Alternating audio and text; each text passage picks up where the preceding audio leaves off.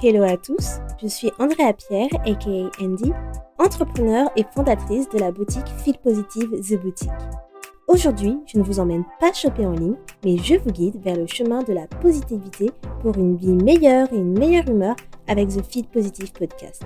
Ce podcast vous accompagne au début, milieu ou fin de journée pour vous apporter des bulles de positivité et une dose d'énergie dans ce monde bien mouvementé. Il n'est jamais trop tard pour se sentir positive et développer un nouvel état d'esprit pour changer votre vie. Alors, restez connectés, il est maintenant l'heure de discuter et de positiver.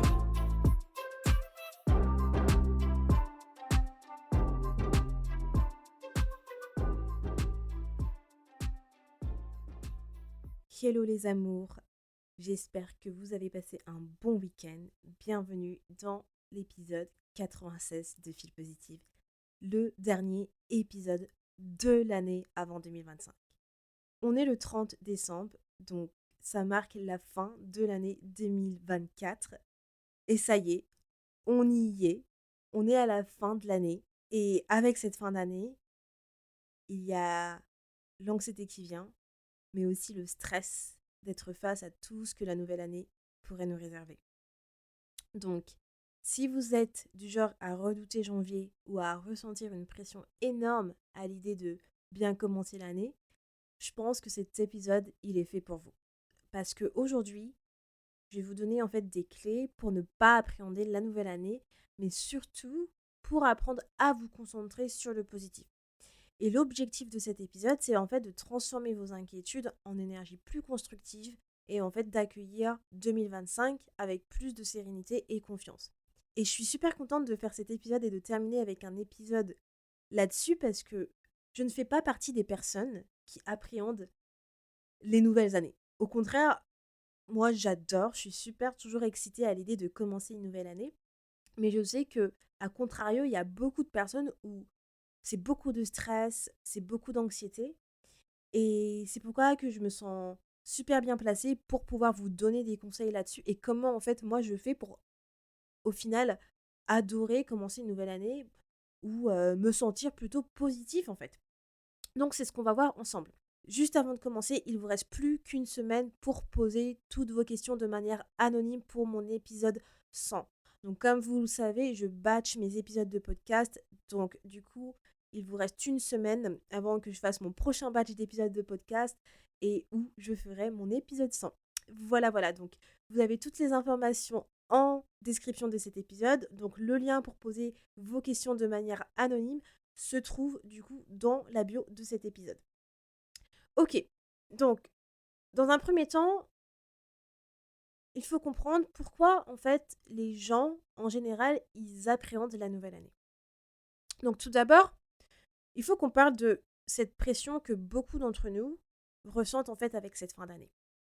Donc pourquoi en général les gens expérimentent ce type de pression-là? En fait, au final, lorsqu'on y pense, c'est que cette pression-là, elle est causée en grande partie à cause des attentes qu'on se fixe ou que la société nous impose. Et c'est aussi en fait des attentes qu'on croit que la société nous impose. Parce que parfois, on se met nous-mêmes la pression sur les attentes de la société et qu'on croit qu'elle nous impose alors qu'on n'est pas obligé de suivre les tendances de la société. Donc, on veut que l'année suivante soit toujours parfaite.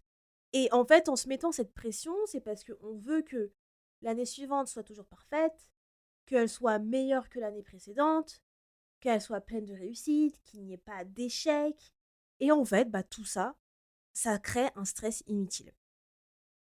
Et les causes fréquentes de cette appréhension, c'est que d'une, on a fait le bilan de l'année écoulée. Donc ça, je vous en ai parlé dans mon épisode précédent en vous disant que moi, j'adore faire des petits bilans et tout de l'année écoulée. Et en fait, c'est que quand on fait ce genre de bilan, beaucoup de personnes sont souvent déçues de ce qu'ils n'ont pas en fait accompli. Et du coup, parce qu'ils sont déçus, forcément, ils ont peur de répéter les mêmes erreurs. Et ils se disent, bon, vas-y, l'année prochaine, je n'ai pas réussi à faire ça cette année. Qu'est-ce qui me dit que l'année prochaine, je vais réussir? Et ils commencent déjà à se mettre de la pression et beaucoup de stress sur comment ça va se passer l'année prochaine. Alors qu'en fait, au final, si justement, vous voyez, vous êtes déçu de ce que vous n'avez pas accompli cette année, dans l'année écoulée. Au contraire, il faut le transformer de manière positive en vous disant, ok, je n'ai pas réussi ça cette année, donc l'année prochaine, je vais tout faire pour le réussir. Mais tout le monde ne pense pas comme ça. Une des autres causes fréquentes, c'est que souvent les résolutions que les gens se mettent ne sont pas réalistes. Ils sont vraiment irréalistes. Chaque année, on va s'imposer des objectifs qui sont souvent beaucoup trop ambitieux. Et du coup, on va redouter déjà de ne pas pouvoir les tenir. Et ça, c'est une grosse erreur. Et c'est pour ça que dans mon programme RISE, avec ma méthode aparté, la méthode que j'ai construite de A à Z, je vous apprends à définir des objectifs qui sont réalistes et atteignables. Quand vous vous fixez des objectifs trop ambitieux, et surtout parfois, c'est que certains de vos objectifs, ce ne sont même pas des objectifs qui sont court terme ou moyen terme. Ce sont des objectifs que vous avez sur le long terme. Et forcément, si vous avez des objectifs sur le long terme, vous n'allez pas les accomplir en une année. Une année peut être trop courte. Donc, vous avez beaucoup trop d'ambition pour pouvoir les terminer. Et forcément, si vous ne les avez pas terminés en une année, vous vous dites, mais pourquoi? Mais en fait, vous avez tout fait, mais vous n'avez pas terminé. Bah, parce que peut-être cet objectif-là, c'était un objectif long terme. Et que ce n'était pas un objectif que vous aurez dû vous concentrer maintenant. Donc, il est vraiment important de comprendre ces causes. Et même si les inquiétudes, ces causes-là, sont normales, parce que la majorité des personnes vont les expérimenter, ces causes-là ne doivent pas vous empêcher d'aborder du coup la nouvelle année avec un esprit beaucoup plus ouvert et confiant. Parce qu'au contraire, la nouvelle année, c'est une nouvelle page qui s'ouvre. C'est un nouveau livre, tout frais, tout beau, qui vous attend. Et vous êtes la première personne qui va ouvrir la première page de ce livre pour écrire votre nouvelle histoire. C'est comme ça que moi j'aborde cette nouvelle année et c'est pour ça que ça m'excite toujours de me dire ouais, j'ai mon nouveau book, je vais pouvoir créer ma propre histoire pour cette nouvelle année et je suis en fait le narrateur de cette nouvelle histoire. Et je vais faire en sorte que cette histoire elle soit belle en fait. Maintenant que l'on comprend pourquoi on appréhende du coup la nouvelle année, il faut qu'on voit comment on peut transformer cette énergie négative que la plupart des personnes peuvent avoir face à cette nouvelle année en quelque chose de plus positif. Et du coup, je vais vous donner quelques étapes qui sont pour moi, en fait, des étapes qui vont vous aider à y parvenir, à avoir plus le côté positif pour cette nouvelle année. Donc, dans un premier temps, essayez d'adopter plus une perspective d'apprentissage. C'est-à-dire, plutôt que de regarder en arrière avec frustration. Donc, essayez de voir chaque défi, ou entre guillemets, je dirais échec pour ceux qui appellent ça échec, alors que pour moi c'est plus une opportunité, une leçon, de l'année passée comme en fait une opportunité d'apprentissage. Donc à chaque fois, essayez juste de vous poser la question. Qu'est-ce que j'ai appris de cette situation et comment cela peut-il m'aider à avancer? Et ça, dans l'épisode précédent, vous voyez, à la fin de l'épisode précédent, qui était les 10 leçons que j'ai apprises cette année, je vous donne 3 petits conseils à la fin. Ou 2, je sais plus. Et je vous dis justement, regardez donc toutes les situations que vous avez vécues, bonnes ou mauvaises, et prenez, en fait, essayez de vous dire qu'est-ce que vous avez appris de chaque situation. Donc là, c'est la même chose. Je reprends du coup ce conseil qui est pour moi un conseil très positif et que vous devez faire. Parce que ça, en fait, ça va vous permettre de contrecarrer le côté négatif. Puisque si vous voyez les situations passées comme des points d'amélioration, comme une leçon d'apprentissage pour mieux avancer, vous pouvez prendre cela pour l'année prochaine en vous disant ok, donc en fait ça c'est quelque chose que je peux améliorer l'année prochaine, que je pourrais faire mieux. Mais ça ne va pas vous mettre la pression. Au contraire, ce que ça fait, c'est que ça va vous donner plus de l'excitation de commencer en fait à améliorer cette chose. Bon, après, je dis ça par rapport à moi, mais peut-être en fonction de chaque personne, c'est différent. Moi, c'est le genre des choses qui vont me dire, où je vais être excitée à me dire, ok, j'ai trop hâte en fait, alors que peut-être d'autres, ça va toujours vous donner cette appréhension, je ne sais pas. Mais déjà, essayez d'adopter cette perspective d'apprentissage pour changer la donne. Ensuite, essayez peut-être Alors là, peut-être que je pense que ça dépend vraiment des gens, mais essayez essayez de vous fixer peut-être des intentions à la place de résolutions. Donc, moi, je n'ai aucun problème à me poser des résolutions et je me pose aussi des intentions au final, donc je fais les 2. Mais les résolutions, ça peut créer en fait de la pression. Alors qu'en fait, si vous vous mettez des intentions, ça va peut-être vous offrir beaucoup plus de souplesse. Par exemple, si vous avez pour but l'année prochaine de perdre du poids, au lieu de dire comme résolution que vous souhaitez perdre 5 kilos, 10 kilos, peu importe, vous pourriez dire à la place quelque chose de beaucoup plus intentionnel, comme l'année prochaine, je vais prendre soin de mon corps pour me sentir bien, pour mon bien-être. Et en fait, en vous disant cette intention-là, d'une, c'est beaucoup plus positif, c'est beaucoup plus souple, mais c'est aussi beaucoup plus aligné avec vos valeurs. Parce que quand vous mettez des résolutions qui peuvent être mesurables, comme ouais, l'année prochaine, je veux perdre 10 kilos ou 5 kilos, et ben, pour certaines personnes, ça peut être très difficile. Certaines personnes vont être motivées par se mettre des objectifs mesurables, mais d'autres non, parce qu'on est tous différents. D'autres, ça peut être beaucoup de pression de se dire: «Oh là là, cette année, il faut que il faut que je perde 10 kilos. Mais en fait, l'année prochaine, vous n'allez peut-être pas aller tous les jours à la salle, vous n'allez peut-être pas respecter votre routine d'aller 3 fois par jour à la salle ou autre, parce qu'il y a des choses qui vont arriver, vous allez avoir des imprévus. Donc, quand on va arriver à la moitié de l'année, en juin, et vous voyez que vous n'avez pas perdu même pas la moitié des kilos que vous vous êtes dit, vous allez vous mettre encore plus de pression de vous dire: «Punaise, j'ai même pas encore atteint cet objectif». Alors que si vous vous dites: «L'année prochaine, je vais juste prendre soin de mon corps et de me sentir bien», c'est que au final, vous allez apprécier tous les petits moments où vous allez aller à la salle de sport, même si vous avez des imprévus que vous n'avez pas pu aller à la salle de sport, mais vous allez apprécier lorsque vous allez peut-être faire 15 minutes de marche ou certaines activités physiques. Donc, vous vous mettez beaucoup moins de pression et il y a beaucoup plus de souplesse en vous mettant des intentions. Étape numéro 3, c'est de faire le tri entre ce qui dépend de vous et ce qui ne dépend pas de vous. Donc, une des principales sources de stress, c'est que on souhaite tout contrôler. C'est la nature de l'être humain. Mais si vous avez écouté mon épisode sur le stoïcisme, on ne peut pas tout contrôler. Il faut se concentrer simplement sur ce que l'on peut contrôler. Donc, lorsqu'il y a des choses qui échappent à notre contrôle, la seule chose que l'on peut faire, c'est accepter. Et du coup, ce qui est important, c'est vraiment que vous concentrez votre énergie sur simplement ce que vous pouvez contrôler, sur simplement ce que vous pouvez réellement influencer. Donc, lorsque vous pensez à l'année prochaine, beaucoup d'entre vous vont peut-être penser enfin là, votre cerveau, votre mental, il va commencer à penser à pas mal de choses, à tout ce que vous devez faire, etc.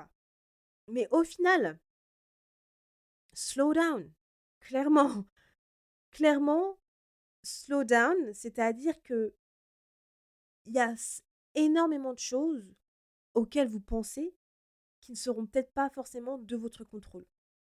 Donc, faites le tri entre ce qui dépend de vous et ce qui ne dépend pas de vous. Tout ce qui ne dépend pas de vous n'a pas besoin d'être dans votre esprit, parce que ça ne dépend pas de vous. Donc, concentrez votre énergie sur ce qui est réellement important, sur ce que vous pouvez sur ce que vous pouvez contrôler. Quatrième étape, c'est de se concentrer sur le moment présent. Donc, pour renforcer le point 3 que je vous ai dit, c'est que forcément, beaucoup vont penser à l'année prochaine et leur esprit va partir dans tous les sens. Quand vous faites ça, vous pensez à des choses qui clairement ne sont pas encore arrivées et des choses parfois qui doivent se passer dans 6 mois ou même 8 mois ou encore plus loin. Mais calmatez, respirez un bon coup. pourquoi aller aussi loin dans l'année alors qu'elle n'a même pas encore commencé? Même si même moi qui est excitée à la nouvelle année, parce que je suis toujours juste excitée de me dire: «Oui, je suis contente de commencer mes nouveaux goals et cetera, mes résolutions», tout ça, je ne pense pas aussi loin, genre. La seule chose que je suis excitée, c'est de me dire: «Je suis juste contente de passer, en fait, en 2025 et dès qu'on sera en 2025, je vais pouvoir commencer toutes mes petites stratégies que je vais mettre en place», tout ça. Mais je vais pas partir aussi loin à penser à: «OK, je dois faire ci, ça en 2025, blablabli, blablabla. OK, certes, j'ai des choses de prévues, des voyages que j'ai envie de faire et cetera. Mais pour le moment, je me prends pas encore la tête là-dessus parce que on n'est même pas encore en 2025. Tout peut arriver, genre, demain, je ne sais pas, il peut m'arriver un truc donc penser à 2025, ça m'aurait servi à rien, en fait. Donc concentrez-vous sur le moment présent, donc d'apprécier les derniers instants de 2024 et le reste s'inquiétera lorsque vous serez à ce moment-là. Donc là, il est vraiment juste important de se dire: «OK, quand on sera en 2025, on sera en 2025, je pourrai me concentrer sur les choses que je dois faire en 2025. Basta». Là, le plus important, c'est de terminer l'année sur une bonne note, sur une note positive pour bien commencer l'année d'après. Donc ça, c'est mon point 4. Et ma dernière étape, c'est de vous créer des rituels peut-être de transition. Alors, je m'explique quand je dis rituel de transition parce que ça a l'air un petit peu bizarre quand je dis ça, mais en fait, si vous vous créez un rituel de fin d'année, je trouve que ça peut vous aider à tourner la page et en fait à accueillir la nouvelle année avec beaucoup plus de sérénité. Par exemple, moi, ce que j'aime faire beaucoup en fin d'année, donc pas qu'en fin d'année en fait, c'est de faire du désencombrement. Donc j'aime faire du désencombrement sur plusieurs saisons, à chaque fois qu'on rentre dans une nouvelle saison, que ce soit désencombrement digital ou désencombrement physique. Donc quand je parle de désencombrement, c'est vraiment, de se débarrasser de tout ce qui ne vous sert plus. Que ce soit des vêtements, des papiers, les emails, si on parle de digital, des photos, désencombrer votre téléphone avec des photos qui ne sont de cette année, pour pouvoir laisser la place en fait à des nouvelles photos en 2025. Donc désencombrez, mettez vos photos sur un disque dur, enfin désencombrez tout, tout, tout, tout, tout. Et surtout le désencombrement digital, ça c'est quelque chose que en fait, que je fais, encore plus souvent maintenant. C'était, l'année dernière, j'avais écouté une vidéo de Master Shreya Akashana. Je vous en avais déjà parlé. C'est un maître spirituel que je suis et il parlait de ce désencombrement. Et ça, ce rituel-là que je me fais, ça m'aide énormément parce qu'en fait, quand vous faites ce désencombrement, vous laissez la place à de nouvelles énergies, vous laissez la place à, à ancrer des nouvelles énergies pour l'année 2025. Et ça fait tellement de bien, surtout aussi, clairement, je vous assure, vous devez essayer. Vous devrez vraiment essayer. Aussi, un de mes rituels, c'est que chaque fin d'année, bon, en fait, encore une fois, c'est pas que chaque fin d'année, puisque je le fais souvent aussi dans l'année, c'est que j'aime me faire justement un petit, hem, j'aime me faire un petit boost énergétique. C'est-à-dire que à chaque fin d'année, j'aime bien me faire un soin énergétique ou quelque chose comme ça pour en fait, voilà, si genre je peux dire pour en fait laver toutes les mauvaises énergies et cetera, rééquilibrer mes chakras et tout. Ça, c'est mes petits rituels, mais c'est mes petits rituels à moi. Vous, vous pouvez vous créer votre petit rituel à vous. Donc peut-être, ce que vous pouvez faire, c'est vous créer, une lettre d'amour. Je vous parle beaucoup de la lettre d'amour de John Gray dans mes podcasts, mais peut-être aussi vous créer des lettres à l'univers. Récemment, je vous en ai parlé sur Instagram où tous les 2 décembre, bon là cette année j'ai ouvert le 3 décembre, j'ai réouvert mes lettres à l'univers. Donc j'ai une grosse enveloppe avec toutes mes lettres à l'univers que j'ai commencé en 2020. Donc du coup, chaque année, je m'écris une lettre en décembre à l'univers pour le décembre prochain. Et dans cette lettre à l'univers, en fait, je fais du scripting, qui est une méthode de manifestation, où en fait, je remercie l'univers de m'avoir... Et là, je décris tout ce que je veux, en fait, pour l'année prochaine. Et comme ça, en décembre prochain, à la même date, j'ouvre de nouveau ma lettre à l'univers pour voir, en fait, s'est accompli, ce qui ne s'est pas accompli. Et comme ça me permet d'ajuster de nouveau ma lettre, ma prochaine lettre à l'univers. Donc ça fait aussi partie de mes rituels. Donc vous pouvez faire une lettre à vous-même pour la vous de 2024, pour décembre prochain, et de scripter en fait aussi cela.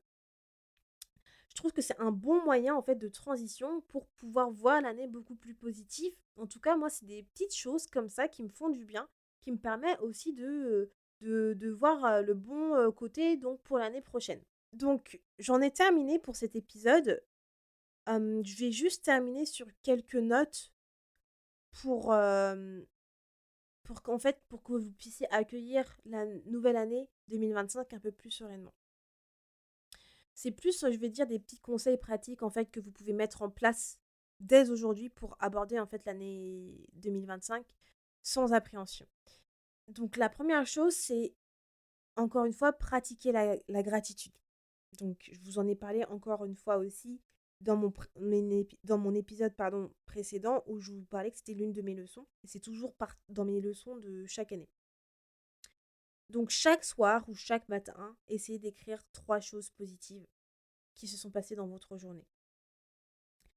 Et en fait, ça va aider à reprogrammer votre cerveau pour repérer les aspects positifs de votre vie. Mais également, surtout dans les moments qui sont stressants. À chaque fois que vous pensez à quelque chose auquel vous êtes reconnaissant, lorsque vous avez une période stressante, je vous assure que ça a vraiment un effet positif sur vous et sur votre cerveau. Deuxième chose, c'est peut-être aussi, si vous ne l'avez pas encore fait, préparez votre vision board pour 2025. Là aussi, ça fait partie de mes rituels. Je vais devoir changer mon vision board pour 2025 et je ne jette pas mes vision boards parce que moi, en fait, j'ai un vision board en face de mon bureau. Et du coup, je ne les jette jamais. Je les garde justement pour revenir là-dessus plus tard, dans 10 ans ou autre, pour savoir en fait qu'est-ce qu'étaient mes goals il y a 10 ans. Donc, si vous n'avez jamais fait de vision board, créez votre propre vision board pour 2025. Ça aussi, c'est super motivant en fait. Et ça vous permet justement de ne pas appréhender la nouvelle année et de regarder l'année d'une manière beaucoup plus positive, parce que vous allez voir vos objectifs que vous souhaitez accomplir pour l'année prochaine. Et j'avais fait un épisode sur le vision board ou pas? Non, j'avais fait un épisode sur la visualisation. Donc oui, pourquoi? Parce que le vision board, ça stimule en fait votre visualisation. Un autre conseil pratique que j'ai envie de donner, c'est que essayez de slow down. Comme tout à l'heure, je vous le disais dans les étapes, c'est que il faut se focus sur le moment présent. Donc là, ça rejoint un peu cela, c'est que une année, il y a 12 mois. Ça passe extrêmement vite, on est d'accord. Mais il y a quand même 12 mois. Donc, il n'y a pas d'urgence à accomplir tout de suite. Et laissez-vous le temps, en fait, d'apprécier du coup vos progrès, petit pas par petit pas. Mais laissez-vous le temps de créer vos actions, en fait. Accordez-vous, en fait, ce droit de commencer doucement. Arrêtez de toujours vouloir penser vite. Arrêtez de penser que c'est un marathon. Et la vie, elle est trop courte pour justement qu'on se presse, en fait, à tout faire. Appréciez le processus, votre parcours.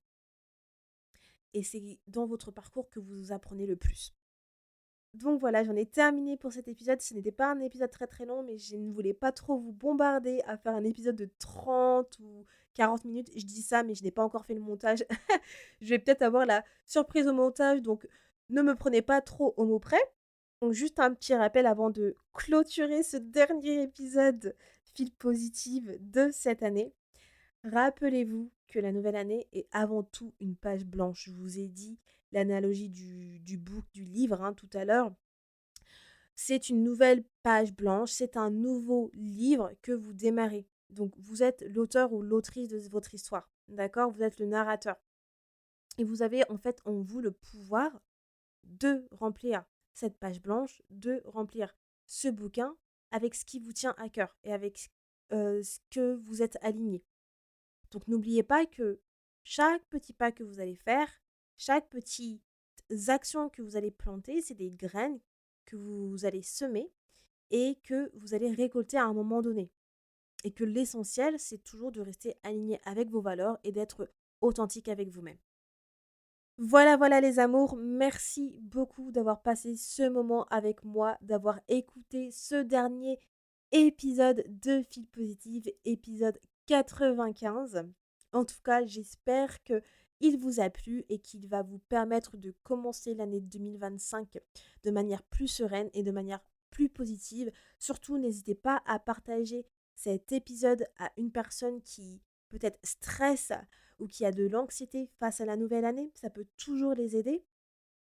Et pour terminer, un grand merci de votre fidélité pour cette année, mais un grand, grand, grand merci pour votre fidélité car les écoutes du podcast ont augmenté. Je reste toujours un petit podcast, je me considère encore comme un petit podcast, mais voilà, c'est grâce à vous que mes écoutes augmentent et j'espère que Fil Positif fait partie de votre quotidien, que vous aimez toujours autant le podcast si vous êtes des audits du podcast, mais en tout cas, merci beaucoup de votre soutien, de suivre Fil Positive sur Instagram ou encore sur Spotify, de mettre les notifications pour écouter ma voix. Je ne sais pas si vous n'en avez pas marre de ma voix, parce que parfois même moi je me dis mais j'en ai marre de m'écouter. En tout cas, voilà, je vous fais des gros bisous. J'espère que cette fin d'année va bien se passer pour vous. Soyez bienveillants envers vous-même. Surtout, donnez-vous du love et faites en sorte d'être le nouveau narrateur, nouvelle narratrice de l'année prochaine, de votre prochain bouquin. Voilà, voilà les amours, je vous souhaite de passer une très bonne fin d'année. Belle année 2025 et on se retrouve du coup l'année prochaine pour le nouvel épisode. Donc je vous dis à lundi prochain. Bonne année. Ciao. Merci beaucoup de ton écoute et d'être resté avec moi jusqu'au bout. Si à la fin de cet épisode tu sens ton humeur changer et tu te sens un peu plus boosté, n'hésite pas à me laisser un avis ou une note sur ta plateforme d'écoute préférée. Ça me fera toujours plaisir et j'apprécierai de les lire dans le prochain épisode. À bientôt, positivement, Andy.